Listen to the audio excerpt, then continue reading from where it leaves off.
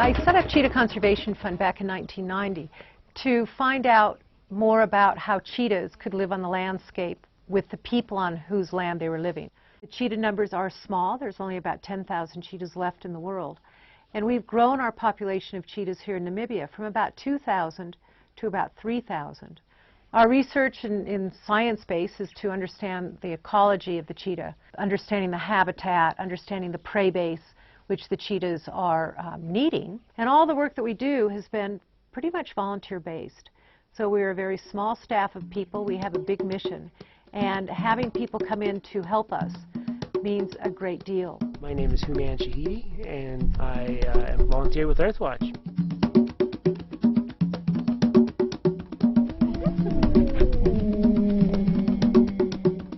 First we run all the cheetahs, and then we throw the meat out of the cheetahs one by one. That's something you don't experience anywhere else. Definitely the biggest help is having Earthwatch come every 2 weeks, because we have to do all the cats in one day, and it's a lot of work. It's also good to feed the cats early on in the morning before it gets to the hot part of the day, because otherwise, you know, they're digesting, it's too hot. You know, that can lead to some health problems. Those times when we don't have volunteers, we really feel it. And when we are running around like headless chickens trying to do everything. So to get volunteers in here, great. To be able to see the cats, to touch them, to listen to them purr is absolutely wonderful. This is actually my second Earthwatch expedition. Last year I went to Kenya.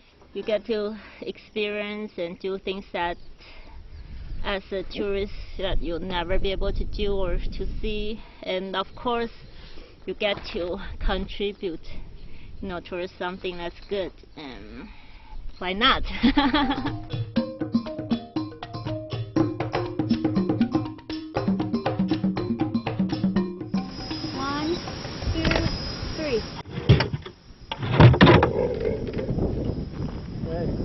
I just released a cheetah into the wild. It felt great. People who have never been to Africa before, who come here, I think, get a unique experience and often want to come back. I mean, we have had repeat offenders, if I can call them that, who keep coming back, and it's lovely, you know, and they really become part of this family. Here you're on a safari every day because everything around you is wild animals, and yet you're involved in something that is ongoing instead of just passing through it. This is actually a game count, and we are trying to look at the numbers of animals that we have. We are counting, and we are making use of that information for making management, you know, decisions. There's two warthogs running. No, those are the same ones. Okay. Yeah, that's the sub-adult. Oh, I see. Yeah, there are two. I'm looking at the one. Really, it's such a varied experience. We have a dog program, which is very, very important, where we place Anatolian livestock guarding dogs with farmers. We train farmers in livestock management technologies, techniques, simple techniques. We use livestock guarding dogs as a non-lethal predator control method, and constantly we're monitoring what's going on. They're helping us out a lot by helping plant shade trees, because in some of our pens there's a lot of bush, but not a lot of shade. It's for both the public and it's for the cats' benefit that they have that shade, because it does get extremely hot here in the summertime.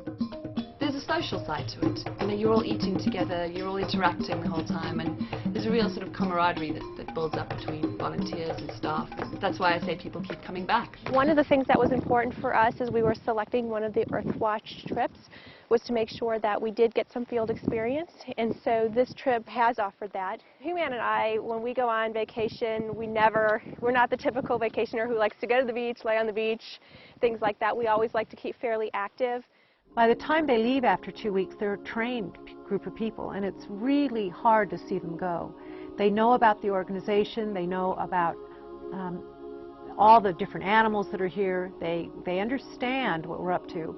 So it's hard to have them go, but when they leave here, they become our ambassadors out in the world. We can't stop for a moment. I mean, really, it is just an ongoing challenge. We can't sort of take a break and go, oh, it'll be okay for a little while. It's not. Every day is working towards saving the cheetah, and that's really what we want our volunteers to get out of this.